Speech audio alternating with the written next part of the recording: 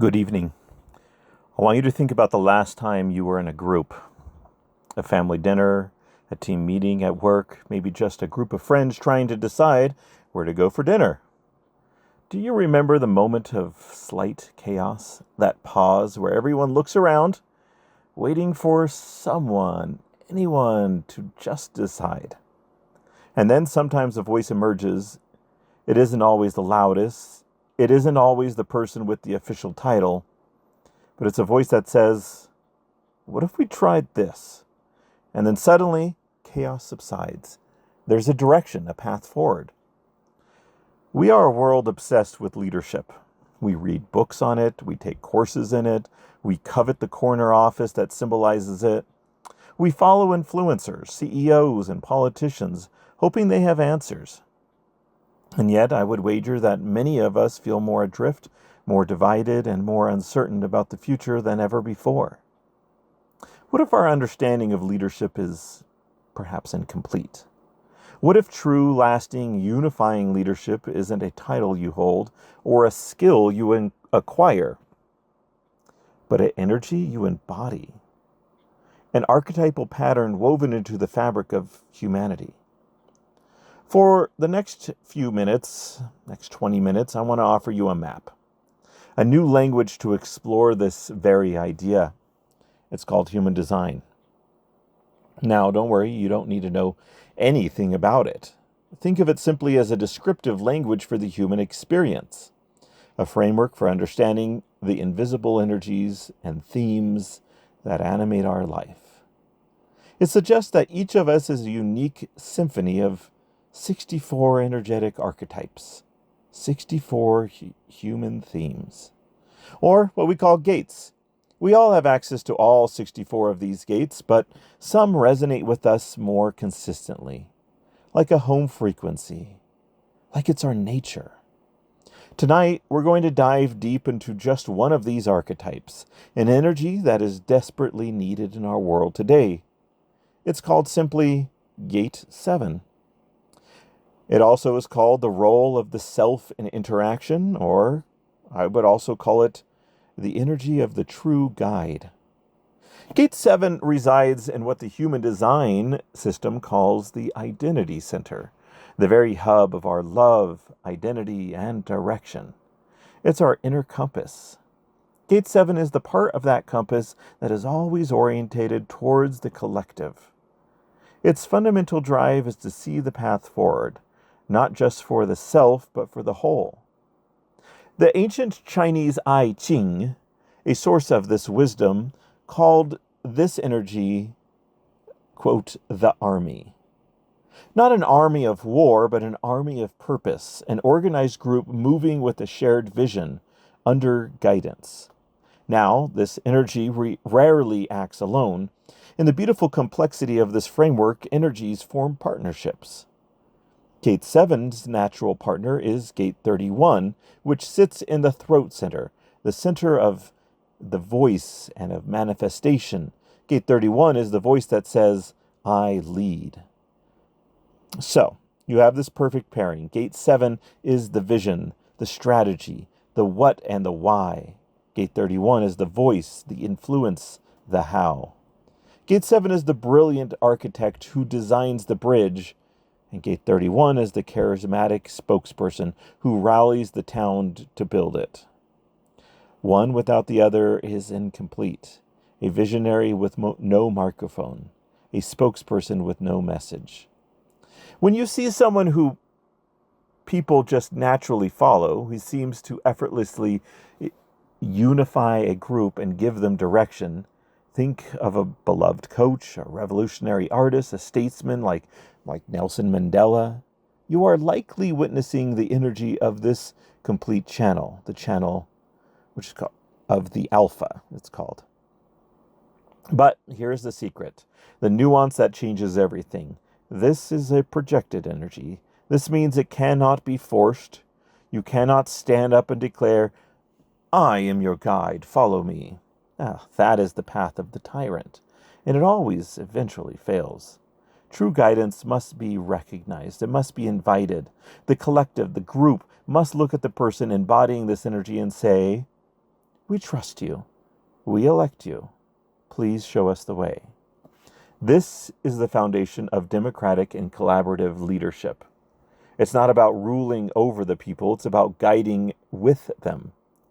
I'd like to share a poem. It speaks of this humble yet profound role of the guide. The lamplighter does not own the flame, nor does the mapmaker own the terrain. They are but servants of a distant star, revealing paths to show us where we are. The guide who walks ahead a step or two is just a fellow traveler, same as you. They feel the same stones underneath their feet, the same sun's fire, the same bittersweet. Sting of the wind, or bittersweet sting of the wind, the wariness, the doubt. Their gift is not to have it figured out, but just to see in tangled brush and briar the faint and hopeful flicker of a fire. They do not shout, "My way is the right and true." They whisper, "Friend, I see a way for you."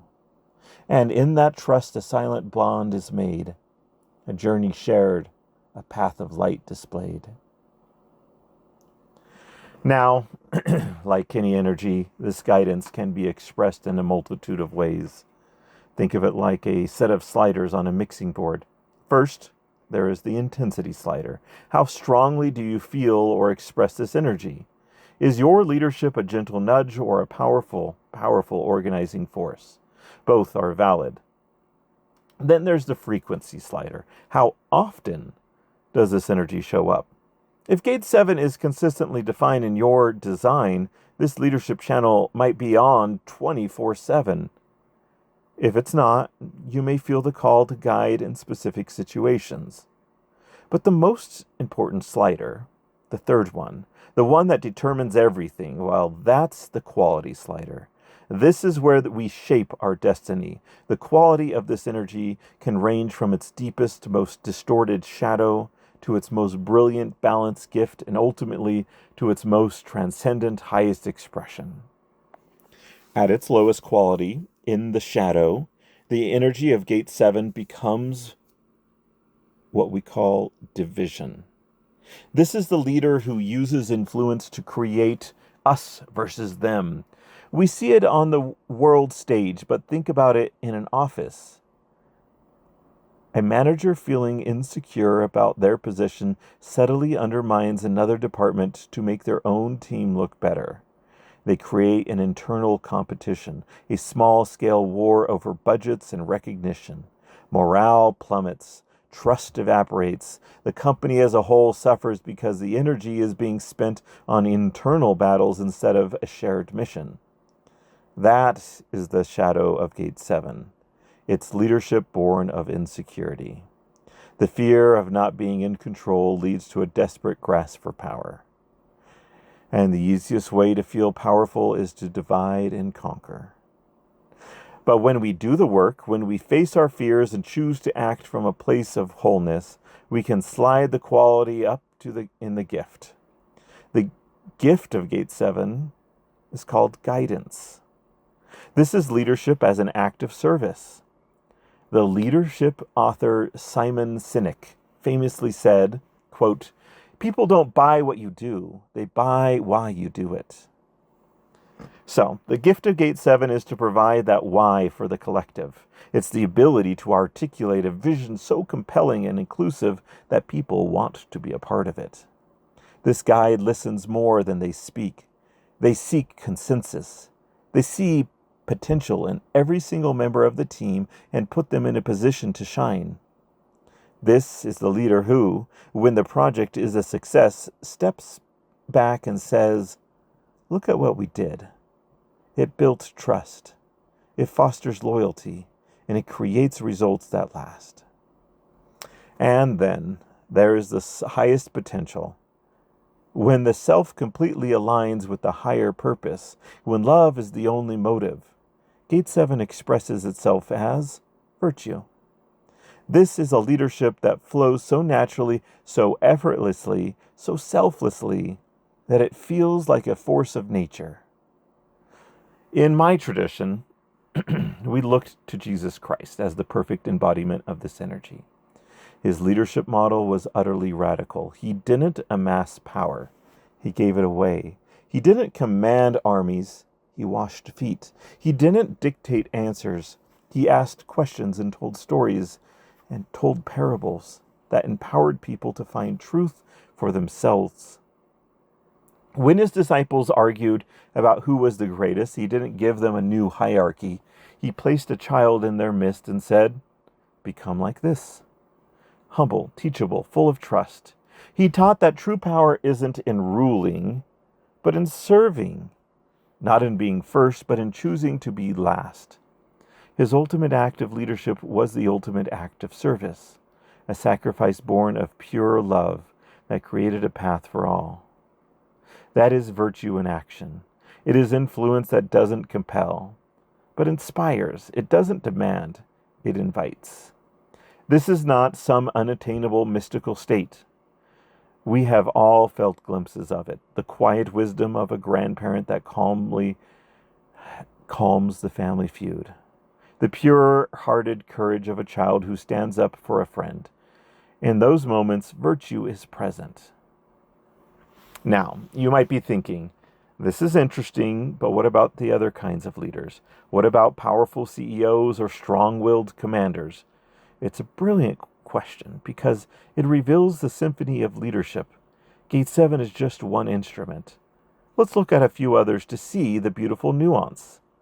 We've talked about Gate 7, the guide. This is the strategist, the visionary. He says, "I see a logical path forward for us all." Then there's Gate 31, the influencer. This is the voice of the leader of leadership itself. It's the raw energy to the throat center that says, "I will lead." But lead where? It needs the direction from Gate 7. A person with Gate 31 but not 7 might have a powerful voice and a presence but feel insecure and unsure of their own direction, perhaps amplifying others' visions instead of their own. They are the press secretary who needs a president's policy memo.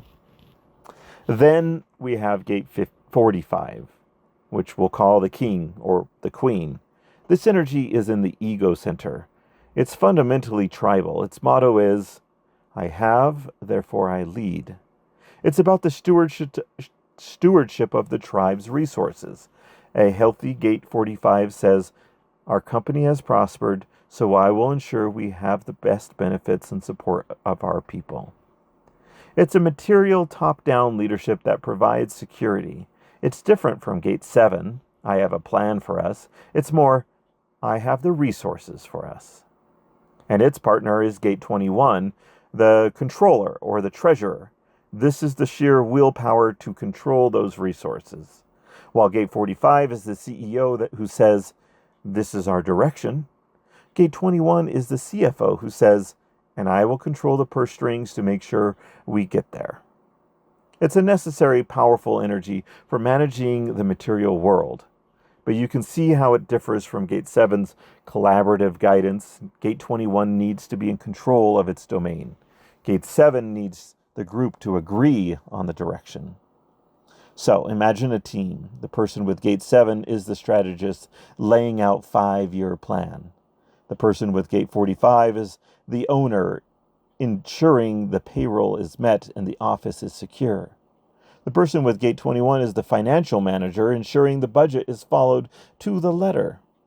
And the person with Gate 31 is the one presenting the final plan to the board with confidence and charisma. All are leaders, all are vital, but they play different roles in the council.